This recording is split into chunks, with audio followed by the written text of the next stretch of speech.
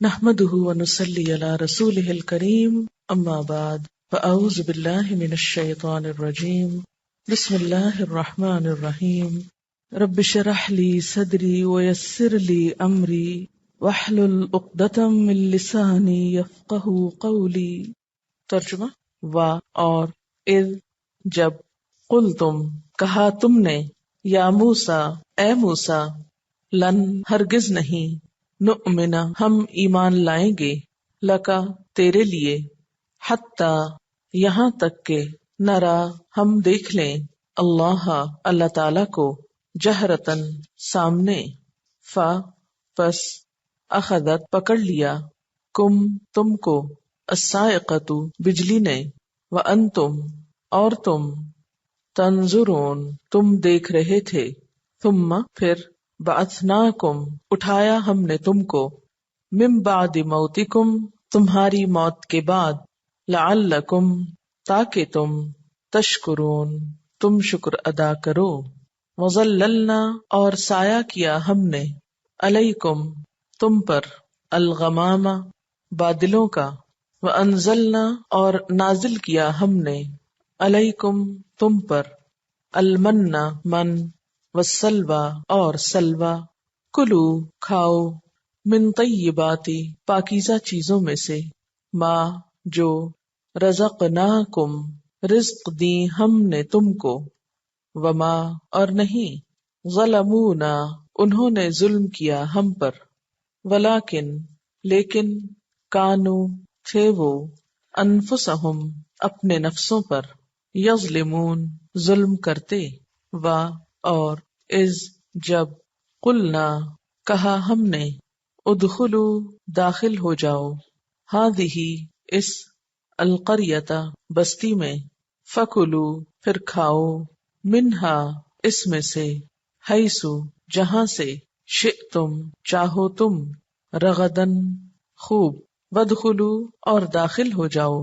الباب دروازے سے سجدن سجدہ کرتے ہوئے وقولو اور کہو حتتن حتتن نغفر ہم بخش دیں گے لکم تمہارے لیے خطایاکم تمہاری خطاؤں کو و اور سا ان قریب نزیدو ہم زیادہ دیں گے المحسنین احسان کرنے والوں کو پس بدلا بدل دیا الذین ان لوگوں نے ظلموا جنہوں نے ظلم کیا قولاً بات کو غیر سوائے الذی اس بات کے وہ جو سوائے اس کے جو قیلا کہی گئی تھی لہم ان کے لیے فانزلنا تو نازل کیا ہم نے علی الذین اوپر ان لوگوں کے ظلموا جنہوں نے ظلم کیا رجزن عذاب من السماء آسمان سے بما بوجہ اس کے جو کانو تھے وہ یفسقون وہ نافرمانی کرتے۔ الفاظ کی وضاحت وَإِذْ قُلْتُمْ اور جب کہا تم نے یا موسیٰ اے موسیٰ لن نؤمنا ہم ہرگز نہیں ایمان لائیں گے۔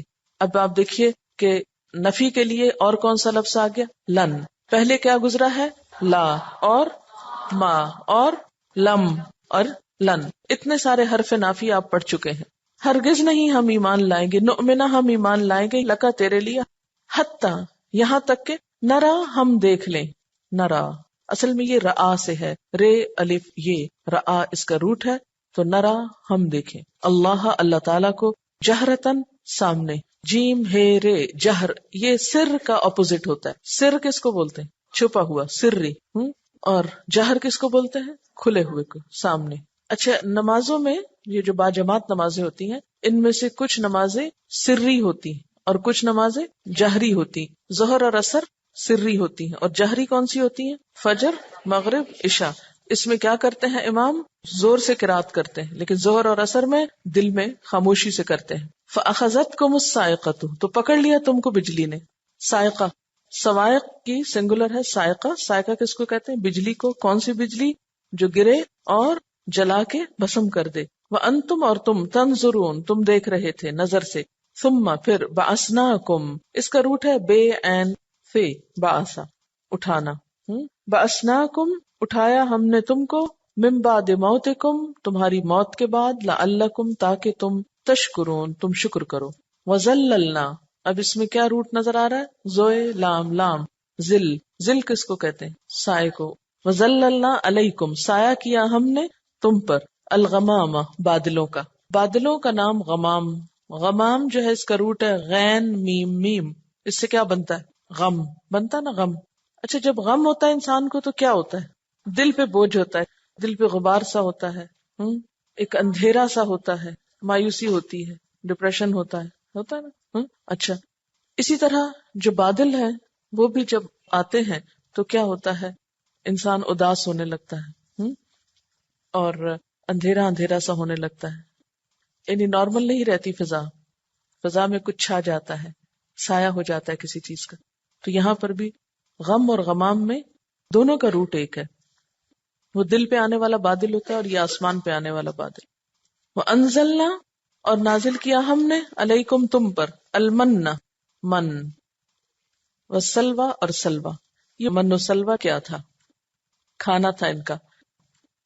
تو من جو تھا یہ میٹھا تھا اور سلوى جو تھا وہ نمکین تھا. بعض کہتے ہیں کہ یہ شہد یا میٹھا پانی تھا. امام بخاری نے لکھا ہے کہ یہ مشرم تھا. اسی طرح بعض کے نزدیک یہ ترنجبین تھا. اب آپ کہیں گے ترنجبین کیا ہوتا ہے؟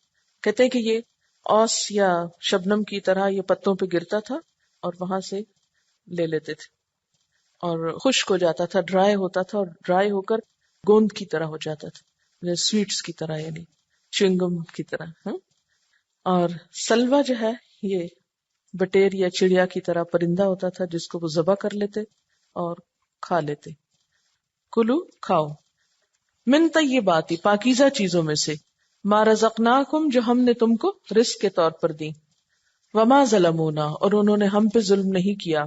ولیکن لیکن کانو تھے وہ انفسہم اپنے نفسوں پر یظلمون وہ ظلم کرتے.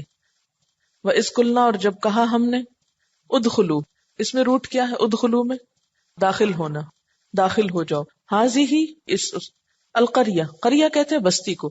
قریہ کا لفظ جو ہے نا قاف رے یہ سے ہے قرا. قرا کا مطلب ہوتا ہے جمع ہونا, اکٹھے ہونا کسی بھی چیز کا.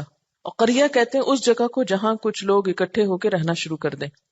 فکلو پھر کھاؤ منہا اس میں سے, حیثو جہاں کہیں سے, شئتم تم چاہو, رغدن کھلم کھلا با فراغت وسیع خوب, ودخلو پھر روٹ کیا اس میں دال خے لام دخلا, البابا دروازے سے, سجدن سجدہ کرتے ہوئے, وقولو اور کہو حتتن حتتن کہو.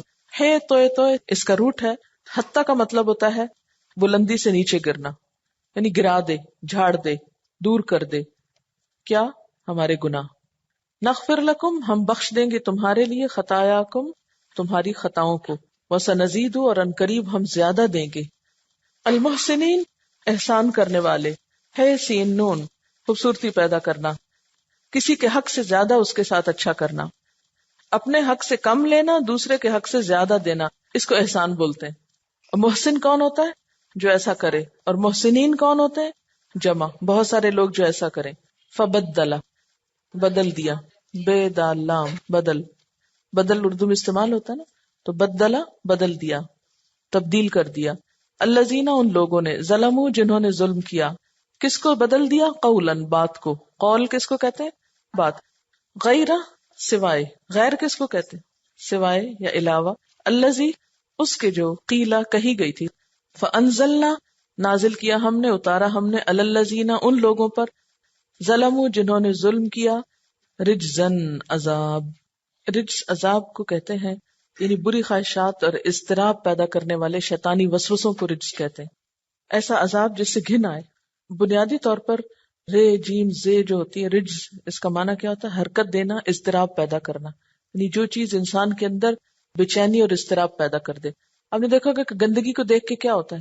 کراہیت آتی ہے, اضطراب ہوتا ہے. اور شیطانی وسوسوں کے لیے, کیونکہ وہ بھی بسا اوقات انسان کو بہت پریشان کرتے ہیں. انسان بے وجہ کسی کے بارے میں برا سوچنے لگتا ہے, اور جب برا سوچتا ہے تو اس کی اچھائی بھی برائی نظر آنے لگتی. من السماء آسمان سے, بما کانوا بوجہ اس کے جو تھے وہ, یفسقون یفسقون فے سین قاف فس. فس کس کو کہتے ہیں؟ فاسق کس کو کہتے ہیں؟ فاسقین کون ہوتے ہیں؟ نافرمانی کرنا، حد سے باہر نکل جانا، یعنی نیکی کی حد سے نکل کر گناہ کی حد میں جا پڑنا، نیکی کے حصے سے نکل کر حد کراس کر کے گناہ والے حصے میں جا گرنا، اس کو فسق کہتے ہیں۔ وَإِذْ قُلْتُمْ، اور جب کہا تم نے، یا موسیٰ، اے موسیٰ، لن نؤمنا، ہم ہرگز نہیں مانیں گے، لکا، تیرے لیے، ہم ہرگز نہیں ایمان لائیں گے تیرے لیے، نہیں تیری بات ہم نہیں مانیں گے، حتیٰ یہاں تک کہ نرا، ہم دیکھ لیں، اللہ تعالیٰ کو، کیسے، جہرتن، سامنے۔ جب موسیٰ علیہ السلام تورات لے کر آئے اور کہا یہ اللہ تعالیٰ نے دی ہے، تو کہنے لگے ہم تو نہیں مانیں گے، اس وقت تک نہیں مانیں گے جب تک ہم خود اس کو نہ دیکھ لیں۔ فَأَخَذَتْكُمُ الصَّاعِقَةُ، تو تم کو بجلی نے آ پکڑا، مانتے ہو کہ نہیں مانتے؟ وَأَنْتُمْ تَنْظُرُونَ، اور تم دیکھ رہے تھے۔ ثُمَّ بَعَثْنَاكُمْ، پھر ہم نے اٹھایا تم کو، کیونکہ موسیٰ علیہ السلام نے کیا کہا کہ یا اللہ اگر یہ لوگ مر گئے تو جو پیچھے ہیں وہ تو مجھے نہیں چھوڑیں گے۔ تو اللہ تعالیٰ نے ان کو دوبارہ اٹھایا، من بعد موتکم، تمہاری موت کے بعد، لعلکم، تاکہ تم، تشکرون، تم شکر ادا کرو، یعنی اس انعام پر، اللہ کی اس مہربانی پر کہ اس نے تم کو مرنے کے بعد پھر زندگی دی، تم شکر گزار بن جاؤ۔ وظللنا، اور سایہ کیا ہم نے، علیکم، تم پر، الغمام، بادلوں کا۔ یہ کہاں کی بات ہے؟ میدان تیہ کی بات ہے اب، کیونکہ جب یہ اس میدان میں پہنچے تو وہاں نہ کوئی سایہ تھا، نہ درخت تھا، نہ کچھ اور دھوپ ہی دھوپ تھی، نہ ان کا کوئی گھر تھا، لہٰذا ان پر اللہ تعالیٰ نے بادلوں کا سایہ کیا۔ وَأَنزَلْنَا عَلَيْكُمْ، اور نازل کیا ہم نے تم پر، کیا؟ المن، من، والسلوى، اور سلوى، ہم نے تم پر من اور سلوى نازل کیا، کیونکہ کھانے کو کچھ نہیں تھا، زمین سے اگتا کچھ نہیں تھا، اس لیے اللہ تعالیٰ نے آسمان سے غذا بھی بھیجی۔ کلو، کھاؤ، من طیبات ما رزقناکم، جو بھی پاکیزہ چیز ہم نے تم کو بطور رزق دی ہے، یعنی من و سلوہ کھاؤ۔ وما ظلمونا، اور انہوں نے ہم پہ ظلم نہیں کیا۔ یہ کون سا ظلم؟ کہا جاتا ہے کہ ان کے لیے کثیر مقدار میں یہ کھانا اترتا تھا، اور اللہ تعالیٰ نے ان کو حکم دیا تھا کہ جو کھا سکتے ہو کھاؤ، مگر بچا کے نہ رکھو، لیکن انہوں نے کیا کیا؟ جمع کرنا شروع کر دیا۔ فریج تو تھے نہیں، اس صحرا میں کہاں رکھتے، وہ خراب ہو گیا۔ تو اس پر فرمایا کہ وما ظلمونا، ہماری بات نہ مان کے ہم پہ تو ظلم نہیں کیا، ولیکن کانوا انفسہم یظلمون، لیکن یہ اپنے اوپر خود ظلم کرتے تھے۔ وَإِذْ قُلْنَا، اور جب ہم نے کہا، ادخلوا، داخل ہو جاؤ، کہاں داخل ہو جاؤ؟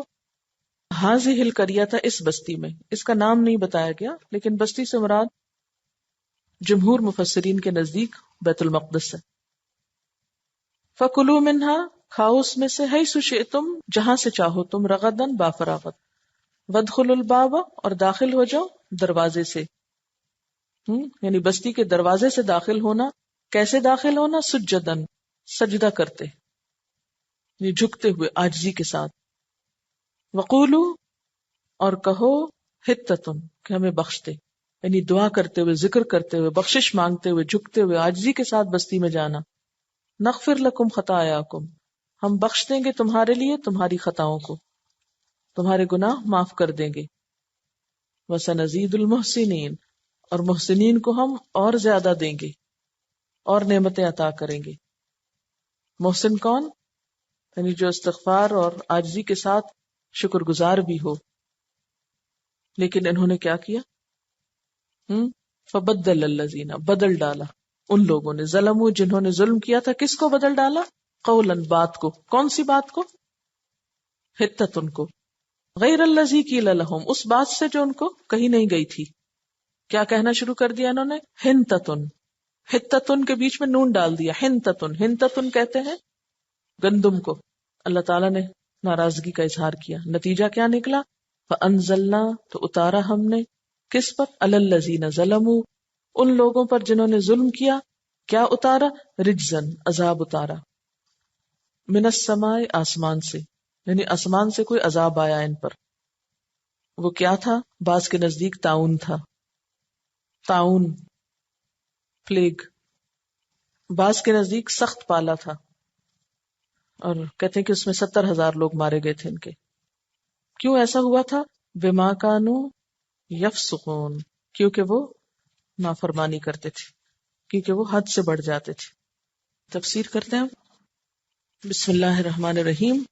بہرحال اس کے بعد کیا ہوا؟ وَإِذْ قُلْتُمْ يَا مُوسَىٰ لَن نُّؤْمِنَ لَكَ حَتَّىٰ نَرَى اللَّهَ جَهْرَةً، تم نے کہا اے موسیٰ ہم تو تیری بات نہیں مانیں گے یہاں تک کہ ہم اللہ تعالیٰ کو خود نہ دیکھ لیں. لیکن اللہ تعالیٰ کو تو کوئی نہیں دیکھ سکتا. ان کے اس مطالبے پر اللہ تعالیٰ نے کیا کیا؟ ان کو ایک سزا دی، ان پہ بجلی بھیجی اور وہ سارے کے سارے مر گئے. صاعقہ کون سی بجلی ہوتی ہے؟ گر کر بھسم کرنے والی. تو وہ گری ان پہ اور ان کو بھسم کر گئی. وَأَنْتُمْ تَنظُرُونَ، اور تم دیکھ رہے تھے کہ یہ ہو کیا رہا ہے. اس پر موسیٰ علیہ السلام نے پھر ان کی طرف سے توبہ کی، اللہ تعالیٰ سے فریاد کی، تو اللہ تعالیٰ نے ان سب کو دوبارہ زندگی دی. یہ اللہ تعالیٰ کا احسان تھا ان پر. اور کیوں؟ لعلکم تشکرون. اب آپ دوبارہ دیکھیے آ رہا ہے کہ لعلکم تشکرون، تاکہ تم شکر ادا کرو. یعنی اللہ تعالیٰ کے احسانات بندوں کے لیے کیوں ہوتے ہیں؟ اور زندگی جیسی نعمت خاص طور پر ملے تو اس کا شکر ادا کرنا چاہیے، اس کی قدر کرنی چاہیے. ایک اور انعام اور احسان کا ذکر، وَظَلَّلْنَا عَلَيْكُمُ الْغَمَامَ، ہم نے تم پر بادلوں کا سایہ کیا. یہ کہاں کیا تھا؟ میدان تیہ میں. جی ہاں، جہاں ان کے پاس کوئی رہنے کی جگہ نہ تھی. یہ جو میدان تھا نا، یہ کوئی بہت بڑا علاقہ نہیں تھا. مصر اور شام کے درمیان تقریباً 10 میل کا رقبہ تھا. اس کے بارے میں ایک روایت آتی کہ یہ لوگ اپنے وطن جانے کے لیے دن بھر چلتے، جب تھک کر کہیں رات کو سوتے، صبح دیکھتے تو وہیں پہنچے ہوتے جہاں سے چلے تھے. 40 سال تک ان کے ساتھ یہی ہوتا رہا. یہ ان کی سزا تھی. کیا؟ دن بھر چلتے چلتے چلتے چلتے، رات آتی سو جاتے، صبح اٹھتے تو وہیں ہوتے جہاں سے چلے تھے، پھر چلتے پھر چلتے پھر چلتے. اس طرح 40 سال تک یہاں پر حیران پریشان سرگرداں رہے. اسی وجہ سے اس میدان کا نام میدان تیہ تھا، کیونکہ تاہ یتیہ کا مطلب ہوتا ہے سرگرداں پھرنا، حیران ہونا، پریشان ہونا. تو وہاں جب وہ چلتے دن بھر تو ان کے لیے کیا ہوتا؟ بادل بھی سایہ کرتے اور کھانے پینے کا سامان بھی آسمان سے اترتا. یعنی اگرچہ یہ ایک سزا کی کیفیت میں تھے، پھر بھی اس حالت میں بھی اللہ نے ان کو رزق دیا، پھر بھی ان پر احسان کیا. کلوا من طیبات ما رزقناکم، کھاؤ اس میں سے جو ہم نے تم کو رزق دیا ہے. لیکن کیا کھاؤ؟ طیبات، پاکیزہ چیزیں، صاف ستھری، گلی سڑی نہیں. انہوں نے کیا کیا؟ ذبح کر کے پرندے جمع کرنے شروع کر دیے، وہ گل سڑ جاتے. اللہ تعالیٰ نے جس چیز سے منع کیا وہی کام یہ کرتے. تو یاد رکھیے کہ جب اللہ تعالیٰ کسی چیز سے منع کرتے ہیں اور پھر انسان وہی کام کرتا ہے تو وہ اللہ تعالیٰ کو کچھ بھی نقصان نہیں دیتا. اس کا نقصان کس کو ہوتا ہے؟ خود اپنے آپ کو ہوتا ہے. یہ حکم صرف بنی اسرائیلی کے لیے نہیں کہ پاکیزہ صاف ستھری چیزیں کھاؤ، یہ کس کے لیے ہے؟ ہمارے لیے بھی ہے. لیکن ہم کیا پسند کرتے؟ جو راستے میں مکھیاں بھن بھنا رہی ہوں، گرد و غبار پڑ رہا ہو، دھواں پڑ رہا ہو، اگر کچھ پاکیزہ چیزیں بھی ہوں بھی تو اوپر اگر گندگی ہے تو خیال نہیں آتا کہ اس کو دھو کر کھائیں، صاف ہاتھوں سے کھائیں. وہی ہاتھ ناک کو لگا لیتے ہیں، وہی کھانے کو لگا لیتے ہیں. اکثر لوگوں کو دیکھا گیا کھانے کی محفل میں بھی بیٹھ کے ناک صاف کر رہے ہوتے ہیں، ناک کو ہاتھ لگا رہے ہوتے ہیں اور بغیر کسی کپڑے یا ٹیشو کے، پھر اسی سے کھانے بیٹھ جاتے ہیں. اسی طرح پکاتے ہوئے بھی ہم احتیاط نہیں کرتے کہ ہمارے ہاتھ دھلے ہوئے ہیں یا نہیں دھلے ہوئے. برتن کیسے دھوتے ہیں؟ اکثر لوگوں کو دیکھا کہ برتن دھوتے ہیں اور اس پوری طرح صابن ہی نہیں اتارتے، اس میں سے گھی نہیں اتارتے، برتن گندے ہوتے ہیں. اللہ تعالیٰ نے انسان کو عقل دی ہے اور اللہ تعالیٰ پاک صاف رہنے والوں سے محبت کرتا ہے. اور پھر اللہ نے جو پاکیزہ چیزیں دی ہیں ان کو کھانا چاہیے، نہ کہ وہ جو نقصان دہ ہوں صحت کے لیے. ہم ناشتہ تو کر کے نہیں آئیں گے لیکن دن بھر سپاریاں کھاتے رہیں گے، کچھ گرائیں گے نیچے کارپٹ پہ، کچھ کھائیں گے. کلوا من طیبات ما رزقناکم، جو پاکیزہ چیزیں ہم نے تم کو دی ہیں اس میں سے کھاؤ. طیب کا مطلب صرف پاک ہی نہیں ہوتا، صاف ستھرا، حلال اور عمدہ. وما ظلمونا، انہوں نے گلا سڑا کھا کے ہم پہ نہیں ظلم کیا، ولکن کانوا انفسہم یظلمون، اپنے آپ پہ خود ظلم کرتے تھے۔ کیا ظلم ہوتا ہے جب انسان گلی سڑی چیزیں کھاتا ہے، خراب چیزیں کھاتا ہے، مضر صحت چیزیں کھاتا ہے؟ تکلیف خود ہی کو ہوتی ہے نا۔ اور سب بیماریاں کہاں سے شروع ہوتی ہیں؟ سٹمک سے، کیونکہ جو ہم کھاتے ہیں وہی ہمارے جسم کا حصہ بنتا ہے نا۔ وَإِذْ قُلْنَا ادْخُلُوا هَٰذِهِ الْقَرْيَةَ، جب ہم نے کہا اس بستی میں داخل ہو جاؤ، فَكُلُوا مِنْهَا حَيْثُ شِئْتُمْ، کیونکہ انہوں نے کہا تھا کہ یہ ہم ایک کھانا نہیں کھا سکتے ہر وقت، لہٰذا ہمیں کچھ دال ساگ دیا جائے۔ تو اللہ تعالیٰ نے فرمایا ٹھیک ہے، یہ ایک بستی ہے، یہاں داخل ہو جاؤ، فَكُلُوا مِنْهَا حَيْثُ شِئْتُمْ، جو تمہارا جی چاہے پھر کھاؤ، رغدن، جتنا جی چاہے کھاؤ، لیکن یاد رکھنا وَادْخُلُوا الْبَابَ سُجَّدًا، جب بستی میں داخل ہونے لگو تو دروازے سے سجدہ کرتے ہوئے داخل ہونا۔ اس سجدے کا مطلب یہاں کیا ہے؟ عاجزی کے ساتھ، جھکتے ہوئے، شکر گزار ہوتے ہوئے۔ وَقُولُوا حِطَّةٌ، اور زبان سے بھی استغفار کہتے جانا، حِطَّةٌ پکارتے جانا۔ حِطَّةٌ کا لفظی معنی ہے معاف کر دیجئے، استغفر اللہ جیسے ہم کہتے ہیں، نغفر لکم خطایاکم، ہم تمہاری خطائیں معاف کر دیں گے، ہم تمہارے گناہ معاف کر دیں گے۔ وَسَنَزِيدُ الْمُحْسِنِينَ، اور ان قریب ہم محسنین کو زیادہ دیں گے، یعنی جو جتنا شکر گزار ہوگا اس پر اتنی ہی نعمتیں عام کریں گے۔ لیکن انہوں نے کیا کیا؟ بخاری اور مسلم میں آتا ہے ان کو حکم دیا گیا تھا کہ سجدہ کرتے ہوئے داخل ہوں، لیکن وہ سرینوں کو زمین پر گھسیٹتے ہوئے داخل ہوئے، اکڑتے ہوئے، اور حتتن کی بجائے کیا کہنے لگے؟ ہنتتن، لفظ بھی بگاڑ دیا۔ اور بخاری میں آتا ہے حبتن فی شعرتن، یعنی حتتن کی بجائے حبتن، دانا، گندم کے دانے مانگنے لگے۔ فبدل الذین ظلموا قولا غیر الذی قیل لهم، تو بدل دیا ان لوگوں نے جنہوں نے ظلم کیا تھا اس بات کو، اس بات سے جو ان کو کہی نہیں گئی تھی، جو کہا نہیں گیا تھا وہ کہنے لگے، جو کہا گیا تھا وہ چھوڑ دیا۔ اس سے کیا پتہ چلتا ہے کہ بنی اسرائیل کے اندر بہت زیادہ اخلاقی زوال آ چکا تھا۔ امیجن کیجئے تھوڑی دیر کے لیے کہ ان سے کیا کہا گیا کہ عاجزی سے داخل ہو، جھکتے ہوئے داخل ہو، انہوں نے کیا کیا؟ اکڑتے ہوئے داخل ہوئے۔ کس کے ساتھ مذاق ہو رہا تھا یہ؟ اللہ تعالیٰ کے حکم کے ساتھ۔ ایسا مذاق کون کر سکتا ہے؟ وہی جس کے اندر کوئی سنجیدگی نہ ہو، تقوی نہ ہو، فساد اور بگاڑ ہو، جس کو اپنی آخرت کی فکر نہ ہو، جس کو خدا سے ملاقات کا یقین نہ ہو، وہی ایسی حرکتیں کر سکتا ہے۔ اور ان سے کہا گیا حتتن، اور انہوں نے لفظ بدل دیا۔ یہ حرکت بھی کون کرتا ہے؟ یعنی الفاظ کو بدل دینا، بگاڑ دینا، بگڑے ہوئے الفاظ بولنا، یہ زوال یافتہ لوگوں کا کام ہوتا ہے۔ آپ نے دیکھا ہوگا کہ جو اچھے گھرانے کے لوگ ہوتے ہیں، پڑھے لکھے سمجھدار لوگ، ان کے ہاں بچوں کو زبان بگاڑنے کی اجازت نہیں ہوتی، غلط لفظ بولنے کی اجازت نہیں ہوتی، بہت معیوب سمجھا جاتا ہے، بہت برا سمجھا جاتا ہے الفاظ کو بگاڑنا۔ لیکن کون سے لوگ اور کون سی قومیں اور کون سے افراد ایسے کام کرتے ہیں؟ غیر مہذب، انسیولائزڈ، غیر ترقی یافتہ۔ اور پھر خاص طور پر آپ دیکھیے کہ یہ کسی عام لفظ کا بگاڑنا نہیں تھا، یہ کس کا بگاڑنا تھا؟ اللہ کے حکم کا، اللہ کی بتائی ہوئی بات کو بگاڑنا تھا۔ اور یہ کوئی معمولی بات نہیں ہے، یہ بہت بڑا ظلم تھا، بہت بڑا جرم تھا۔ اللہ تعالیٰ نے جو کچھ اتارا ہے اس کو اسی انداز میں، انہی الفاظ میں بولنا چاہیے۔